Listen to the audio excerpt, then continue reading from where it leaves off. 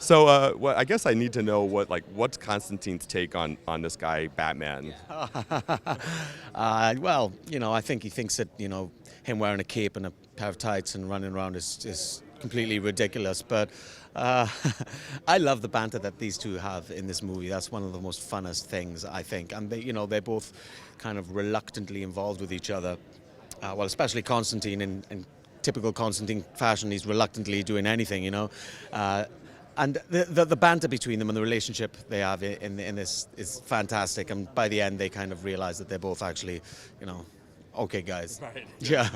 Does the fact that it's a Blu-ray release, can allow for like a PG or PG-13 rating, give you a little more leeway to do some Constantine stuff that we've seen in the comics, but that obviously you couldn't do on NBC? I'm not so sure, really. I mean, he doesn't smoke. He doesn't smoke in this, which we did manage to get into the show, Yeah. which was great. But no, there is it's darker than I thought it was going to be. When I saw the final cut of it, it's pretty dark, and that was pretty exciting, And you see him using a lot more magic. That's really fun, and yeah, he's pretty badass.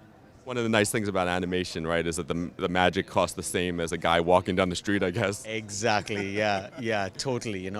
That's a great thing about the medium, and the fun thing is as well is just being able to play this character in this medium. Having done him on TV and on Arrow, obviously, but getting to do it in this medium and have him interacting with some of the different characters within that universe was a great thing. Now, obviously, you played him on TV, played him in animation, and we hear rumors about Justice League Dark as a movie. What would your take be on that? I'm assuming you would be up for taking that job, but would he be different on the big screen, do you think?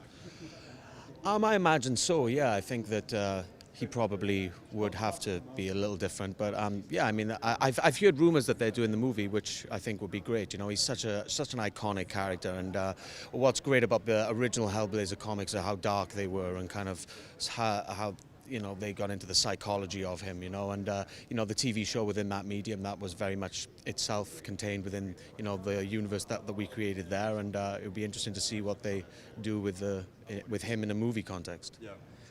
In terms of the animated film, what is he's finally hanging out with other supernatural guys. We started to get that on the show with the Spectre, but now it's happening. What's it like just for you to see him with all these guys like Deadman and everyone? Yeah, that's what's so fun about him. Getting to play out a relationship with Zatanna and Deadman, and Richie's in there as well, which is great. And but yeah, getting to play out with all those other characters that we didn't quite get a chance to do with on the show was a really fun thing to do. And watching the final product as well, it's great seeing them all together. Yeah. Could this become a series like with Justice League Dark 2 and so on? Oh, I don't know. Yeah, I'd be up for it. Yeah, I think there's what's so great about all these characters and this world is you've got so much material and so many places to explore, and that's what's great. So you can pretty much do whatever you like with them and put them into lots of different contexts. So there's a lot more scope to do a lot more. Yes. Certainly. Yeah. And we saw him he showed up on Arrow as well, right? So, I mean, these guys all over the place. And no one ever seems to get a straight answer as to why he can't go back on Arrow, or maybe he will. Do you have any idea of what the deal is there? May we see him there again? I'm not sure. I mean, I've been lucky enough that since I did Arrow, I've been working constantly on other projects, so I've not been available for one, even if they did want to bring him into any of those other universes. But I'm not sure. I mean, I'm available again now, so we'll see. Right. That's the thing us fans always forget. We're like, oh yeah, Matt has another life actually. So he's. What's your favorite thing about Constantine? This guy. Well, I mean, he's what I really like about him is that the weight and the darkness that he carries around with him.